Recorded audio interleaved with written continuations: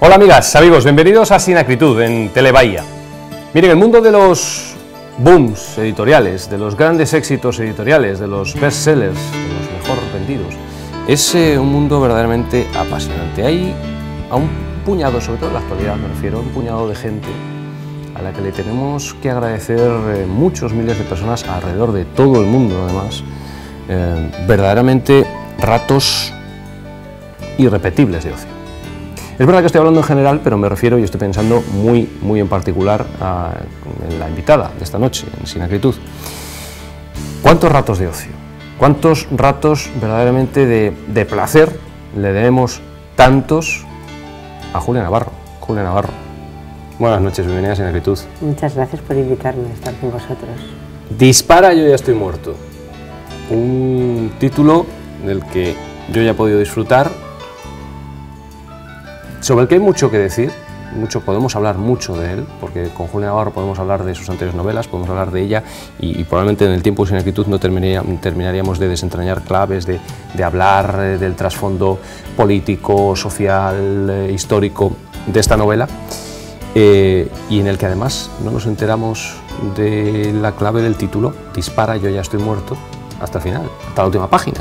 Sí, es una novela en que el título realmente, de alguna manera, es un título provocador, es un título que desconcierta en principio a los lectores, pero es un título que los lectores van a entender perfectamente cuando lleguen al último capítulo, a la última página, al último párrafo. Entonces entenderán por qué la novela se llama Dispara, yo ya estoy muerto, y además en ese momento comprenderán que no se podía llamar de otra manera. Estupendo. Vamos a ver en unos muy pocos segundos, vamos a ver qué es Dispara, yo ya estoy muerto.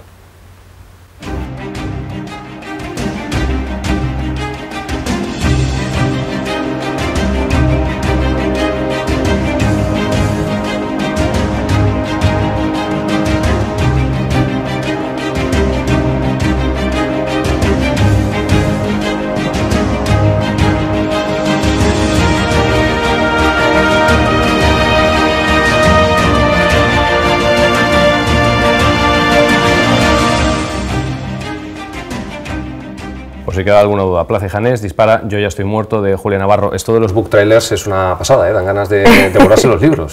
¿Verdad que sí? Sí, es todo un arte esto de hacer book trailers. La verdad es que yo creo que te ayuda a llegar a más lectores, por lo menos a intentar despertar su curiosidad. Bueno, muchas personas conocen ya a Julia Navarro. Como he dicho antes, muchas personas han disfrutado de sus páginas. ¿Qué se va a encontrar, y antes de meternos de lleno con Dispara, yo ya estoy muerto, qué se va a encontrar el lector de sus anteriores novelas en cuanto a diferencia o similitudes? Vamos a ver, Dispara, yo ya estoy muerto es una novela de personajes, es una novela que invita a la reflexión de cómo las circunstancias marcan, por lo menos de partida, la vida de todos nosotros, de todos los hombres. Es una novela que son dos historias en paralelo, de dos familias, que cada una vive determinados acontecimientos políticos, sociales, históricos, de una manera diferente. Cada uno está en un lado, una familia judía y una familia palestina, y como los mismos acontecimientos tienen un efecto radicalmente distinto en los personajes de ambas familias. Es una historia que transcurre en paralelo, que tiene dos voces, la voz de la familia judía, la voz de la familia palestina, y es una novela que está llena de novelas dentro de ella.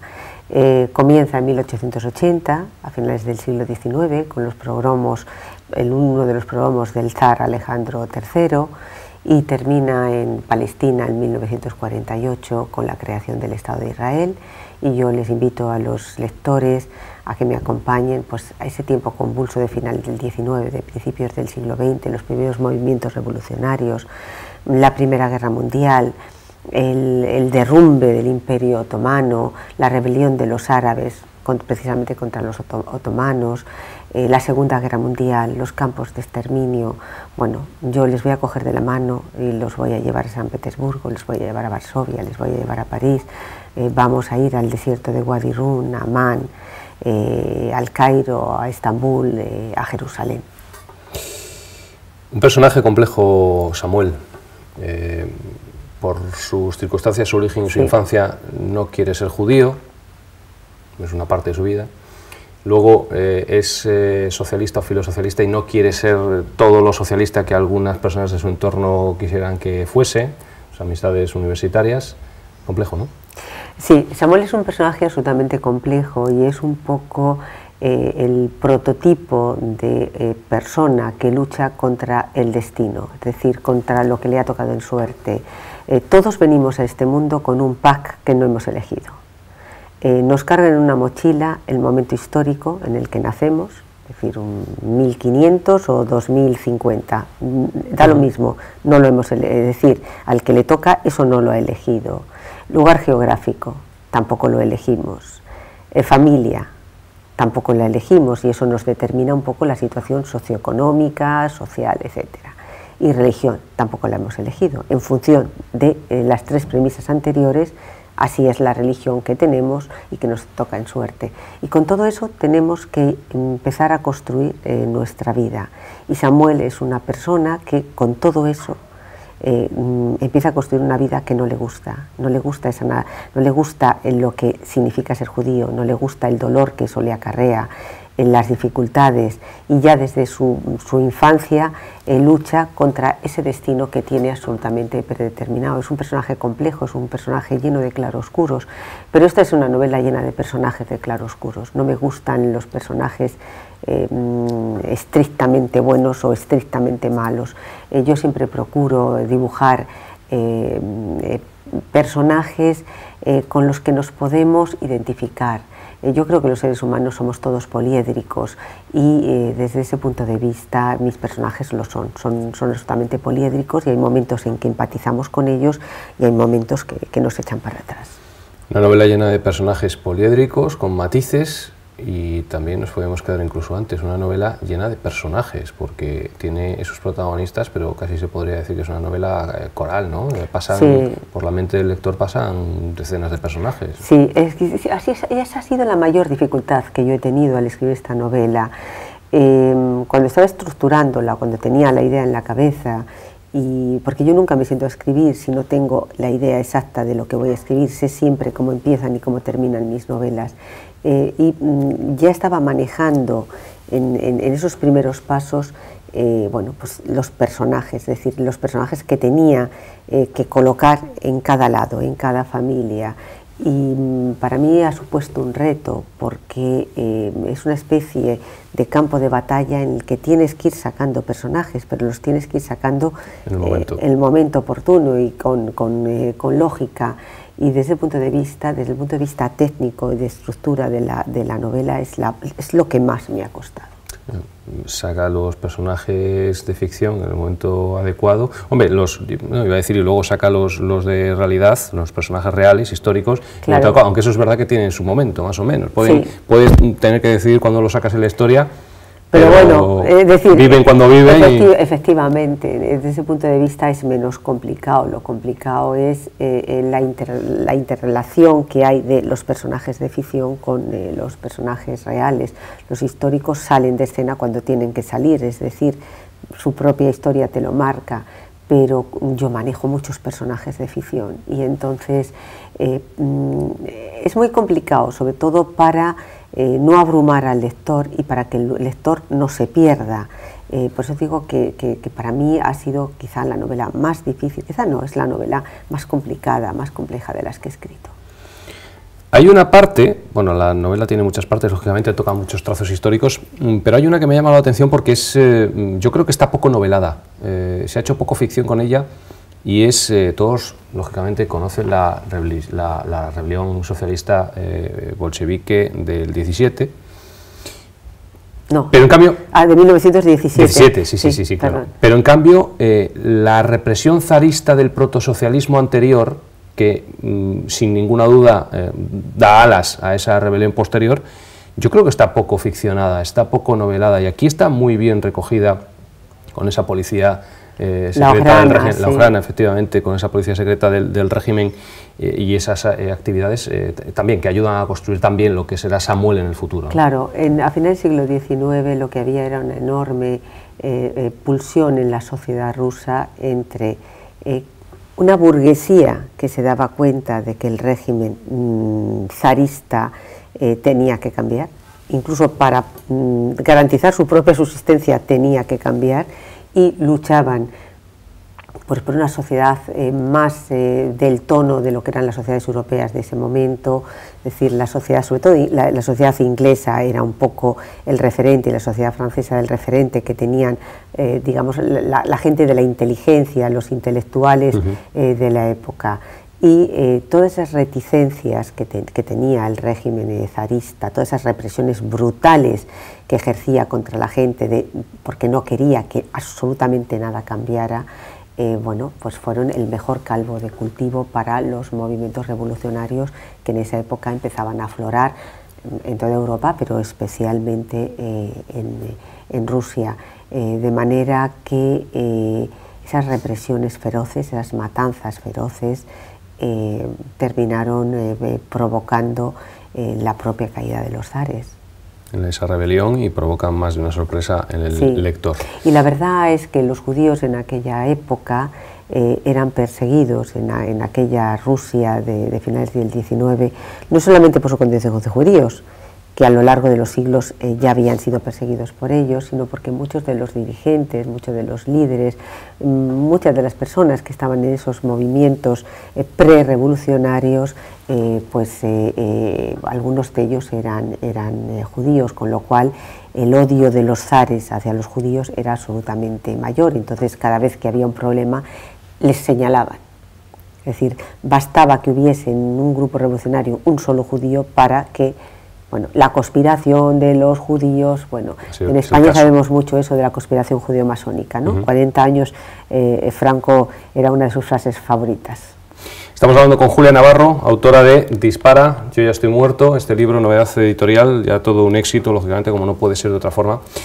Julia, varias veces leyendo esa primera parte de la novela, yo recordaba, aparte de esos episodios de los pogromos contra los judíos, panfletos sacados en aquella época, que tienen sentido en aquella época, como son, por ejemplo, los protocolos de los sabios de Sion, auténticas falsedades ya demostradas, que en cambio, yo no sé si hoy en día ya, pero hasta hace muy poco todavía hay quien daba por ciertos, cuando está absolutamente demostrada su factura, hasta incluso probablemente su autor o sus autores. Está totalmente identificado su autor. Eso fue un documento que hizo precisamente la policía secreta de los zares para echar la culpa a los judíos de los problemas que tenían, bueno, lo que tenía el zarato.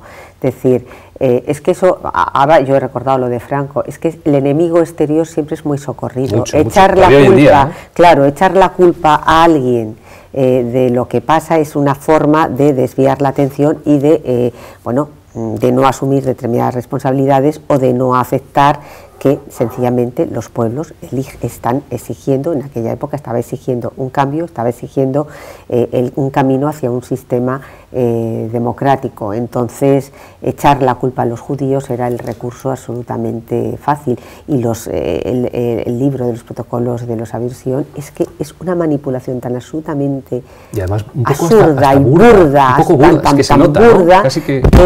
que es increíble que personas medianamente inteligentes en algún momento pudieran darle la más mínima credibilidad. No sé si nuestros televidentes están al tanto de esos textos, básicamente y muy grosso modo. Eso se hizo lo hizo la Ojrana, lo hizo la policía secreta del zar, y hay una persona que fue el que lo redactó. Entonces eso es lo que hoy llamaríamos un trabajo de contrainteligencia, ¿no? Y de poner algún texto que es absolutamente falso, se lo achacas a alguien y creas en la opinión pública un estado de opinión contra un colectivo concreto. Un supuesto órgano de control y gobierno en la sombra judío que redacta unas normas para hacerse con el mundo, y eso, básicamente. Eso es increíble que que haya gente que lo comprara en el pasado y todavía hay alguna persona que lo sigue comprando en el presente. O sea, es decir, además por la redacción que tiene, ¿verdad? Es casi redacción que huele antisemita. O sea, que eso un judío no... Es que es un panfleto tan justamente burdo, es burdo, sí, tan burdo que es que no tiene ningún... ninguna credibilidad para cualquier persona que lo lea detenidamente, claro. Sí. Dispara, yo ya estoy muerto tiene dos protagonistas, dos hombres. Yo he leído a Julia Navarro en una de estas entrevistas que ha hecho recientemente que eso también ha sido un cierto reto, esos protagonistas masculinos y además antagónicos, un poco por las circunstancias del entorno que hemos comentado, ¿no? Sí, son dos hombres que tienen... todas las diferencias se pueden encontrar, diferencias de origen. Uno es ruso, el otro es palestino, uno es un intelectual, el otro es un campesino, uno es una persona que ha recorrido el mundo, habla varios idiomas, es químico, y el otro no ha salido nunca de su pequeña aldea situada al lado de Jerusalén. Uno es judío, el otro es musulmán. Son dos hombres que no tienen absolutamente nada en común y sin embargo construyen una amistad, construyen una relación basada sobre todo en el respeto y no es una amistad blandita, es una amistad complicada, no es una amistad exenta de enfrentamientos, de desencuentros, de incomprensiones. Es una amistad bastante real, pero es una amistad que llega a ser absolutamente sólida, auténtica. Esos dos hombres llegan a apreciarse sinceramente y llegan a ser amigos. Y llegan a ser amigos a pesar de que entre ellos nunca han mediado demasiadas palabras. ¿Hubiese sido posible eso en la realidad? Si hubiesen existido es que yo creo que ha sido posible en la realidad. A veces nos olvidamos que en Oriente Medio no hay un conflicto religioso, hay un conflicto político y que judíos y musulmanes han convivido perfectamente a lo largo de los siglos. En más sitios, además. No solo allí. En muchísimos lugares. Es decir, cuando Europa se dedicaba a perseguir a los judíos en el siglo X, en el XI, en el XII, en el XIII, en el XIV, en el XV, es decir, cuando Europa les obligaba a vivir en guetos a los judíos, cuando les hacía colocarse alguna enseña en sus vestimentas para marcarles como diferentes, cuando Europa los quemaba en la hoguera, donde los judíos encontraban refugio, eran los países musulmanes. O sea, los musulmanes eran absolutamente tolerantes. Ahora tenemos un poco la idea de musulmanes absolutamente intolerantes, pues por Al-Qaeda y por los fanáticos que hay. Pero los musulmanes durante siglos han sido absolutamente tolerantes, sobre todo con los judíos. Las comunidades judías de Bagdad, del Cairo, de Damasco, de Estambul, eran comunidades absolutamente potentes, donde los judíos no tenían ningún problema. El problema que hay hoy en Oriente Medio no es un problema entre judíos y musulmanes, es un problema político, es un problema de fronteras, es un problema de territorio. Quizá puedo pecar de excesivamente científico, hace mentira que yo diga eso de mí, pero bueno, a la hora de medir grandes obras de ficción, una de mis baremos podría ser el hecho de que varias personas, varios lectores encuentren temas principales marcados, bien descritos y distintos entre sí. Personalmente, para mí, y al hilo de Ahmed y de Samuel, uno de los grandes temas de este libro, magistralmente retratado, es la amistad por encima de la adversidad, y ahí lo estamos viendo en esos dos personajes, ¿no? Adversidad y diferencia, ¿no? Porque claro. Simplemente estamos hablando que, bueno, aunque Julia Navarro sabemos que piensa que hubiese podido ser perfectamente posible, simplemente nos imaginamos amistad judío-palestina, ya es como oxímoron extraño, ¿no? Y no. Yo creo que no, porque judíos y palestinos han compartido la misma tierra y han vivido juntos durante generaciones.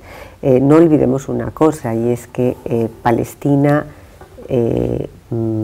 desde que Tito entró en Judea para acabar con la rebelión de aquellos judíos absolutamente díscolos. Los judíos entonces se fueron a la primera diáspora y han sido los grandes perseguidos, pero hubo un núcleo de judíos que se quedó y que ha seguido permaneciendo en aquella tierra.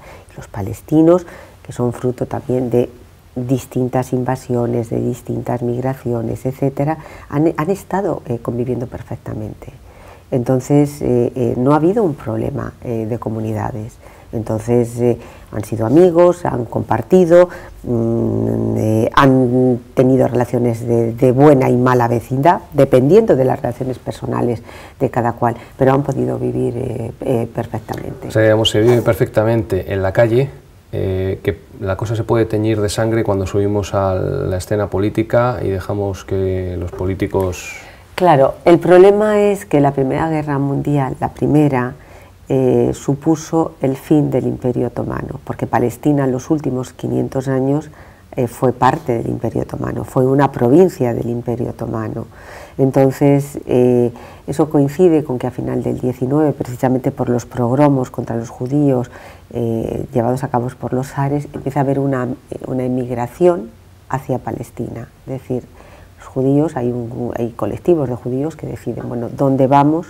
Y vamos a la tierra de nuestros antepasados. Es decir, una de las cosas que los judíos se han dicho durante generaciones es esa frase de el año próximo en Jerusalén. Entonces, ese año próximo en Jerusalén, Isaac, exactamente, ¿verdad? Lo deciden hacer realidad y empiezan a llegar bueno, grupos de familias, grupos de judíos empiezan a llegar a Palestina y empiezan a asentarse y no hay ningún problema.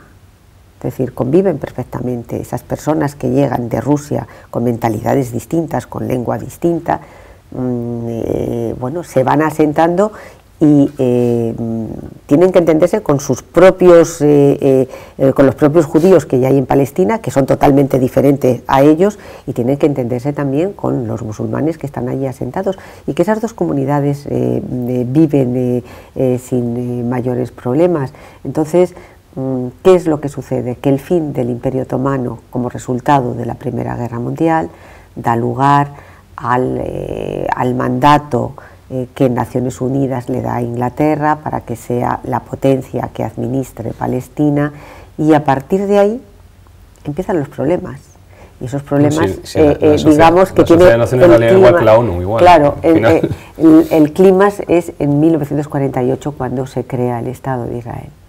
Entonces, al día siguiente. Claro, en ese momento Naciones Unidas proponía la partición de Palestina en dos, una parte para judíos, otra para los palestinos. Los judíos lo aceptaron, los palestinos no, y a partir de ese momento estalla lo que hoy conocemos como el conflicto de Oriente Medio, y curiosamente estamos volviendo a lo que Naciones Unidas propuso en el 48, dos estados independientes, un estado judío y un estado palestino. Claro, pero mientras tanto han pasado más de 50 años, asentamientos, medio, dolor, refugiados, es decir, bueno, la verdad es que han sido 50 años sobre todo lleno de dolor, fundamentalmente para los palestinos, aunque los judíos también han sufrido, pero su sufrimiento no ha sido comparable con los que se han tenido que marchar, con los que han perdido su tierra, con los que han perdido,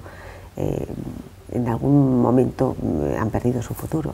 Bueno, pues hablando de esa diáspora hebrea o judía, y ya se he dicho del año que viene a Jerusalén, cuando yo he comentado lo de Isaac, no sé si me han oído, que es el padre de Samuel. Si usted ha sido lector de esta novela, sabe por qué lo digo, Julia lo sabe porque lo ha escrito, yo lo sé porque lo he leído, y si usted no lo sabe, se lo está perdiendo. Yo no digo más, se lo está usted perdiendo.